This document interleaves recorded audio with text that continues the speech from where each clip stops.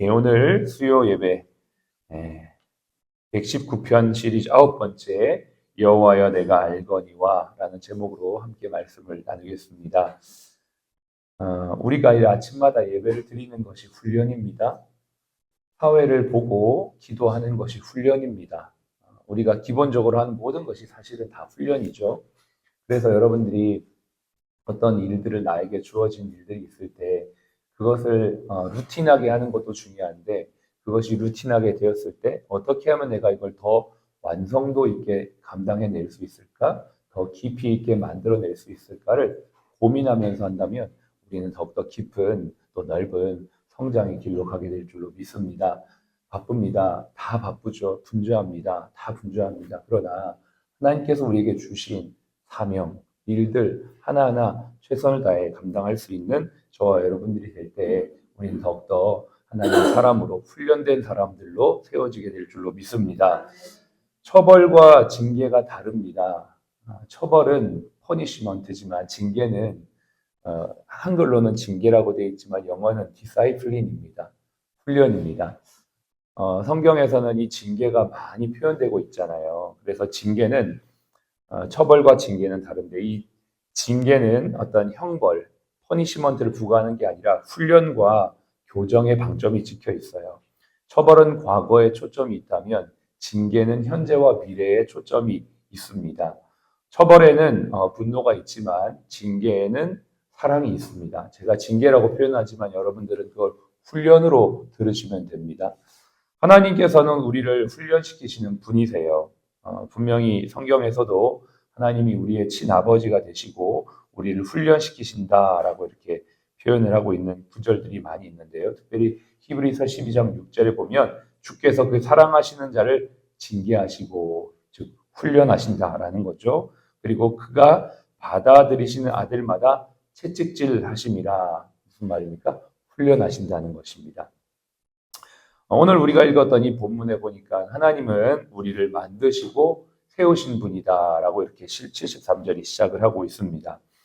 예수님께서 친히 가르치신 주기도문의 시작에도 하나님은 우리의 아버지로 표현을 하고 있어요. 로마서에서도 성령은 친히 하나님을 아버지로 부르게 하시는 분이다라고 말하고 있습니다. 그렇습니다. 하나님은 우리의 아버지가 되십니다. 아버지는 우리를 사랑하셔서 때로 징계하시죠. 때로 훈련도 하십니다. 더 많은 경우가 아마 훈련하시는 것이죠. 육신의 아버지는 다릅니다. 9절에 히브리서 12장 9절에 보면 육신의 아버지가 우리를 징계하여도 공경하였거든 하물며 모든 영의 아버지께 더욱 복종하여 살려하지 아니하겠느냐.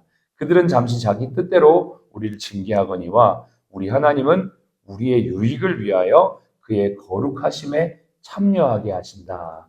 하나님께서 우리를 훈련하시는 것은 우리를 어떻게 하신다는 겁니까? 우리를 더 거룩하게 만드시는 과정이다라는 것입니다. 저와 여러분들이 일터에서 어떻게 훈련받습니까? 일은 어떠한 의미입니까? 일이 나와 거룩과 무슨 상관입니까? 상관이 있습니다. 일을 통해 우리는 주님의 성품을 배우고 주님의 신실하심을 배워가고 그래서 주님을 더욱더 닮아가는 과정입니다. 하나님은 어느 날 갑자기 우리를 거룩하게 만들거나 어느 날 갑자기 우리를 훈련된 사람으로 만드는 게 아니라 모든 일 속에서 모든 과정 속에서 우리를 그런 하나님의 사람으로 만들어가고 있는 그 과정이라는 걸 기억하면서 저와 여러분들이 주님이 세우시는 또 빚으시는 그 거룩한 과정에 가기를 간절히 소원합니다. 오늘 시인 75절에 보니까 이렇게 고백합니다. 여호와여 내가 알거니와 이렇게 고백하며 시작합니다. 이 말은 단순히 주님을 지식적으로 안다는 걸 넘어서 체험적으로 안다는 것이며 그분과의 관계 속에서 나오는 알을 말합니다. 그리고 여러분 이 말씀에서 우리는 또 하나 알 수 있는 게 있습니다. 히브리서 12장에서도 하나님께서 6절에 보면은 그가 받아들이시는 아들마다 징계, 훈련하신다고 했습니다. 그렇습니다. 시인은 하나님이 나의 아버지시라는 것도 알았고 하나님이 나를 인도하신다는 것도 알았고 하나님이 나를 훈련시키는 분이라는 것도 알았습니다. 하나님이 그래서 나를 거룩한 하나님의 형상으로 빚어가시는 분이다라는 것을 알고 있었고 또 내가 그렇게 받아들여졌다. 즉 하나님의 자녀로 내가 인정받고 훈련받는 하나님의 사람이 되었다는 것, 그거를 알았다는 것입니다. 여러분, 오늘 우리가 이 아침에 예배를 드리고 하나님께 기도할 수 있는 것은 하나님이 저와 여러분들을 받아주셨기 때문입니다. 이 사실을 기억하시고 내가 얼마나 큰 축복 가운데, 은혜 가운데 있는 자라는 것을 믿고 나아가는 저와 여러분들이 되시기를 바랍니다. 이 아는 것, 욥은 모든 고통 이후에 하나님을 귀로만 들은 게 아니라 눈으로 보았다라고 하나님을 체험적으로 고백하고 있습니다. 예수님도 요한복음 10장 15절에 아버지께서 나를 아시고 내가 아버지를 아는 것 같이 라고 하면서 하나님 아버지를 깊이 있게 관계적으로 알고 있다라고 고백하고 있는 것이죠. 오늘 75절의 시인도 그런 관점으로 고백하고 있는 거예요.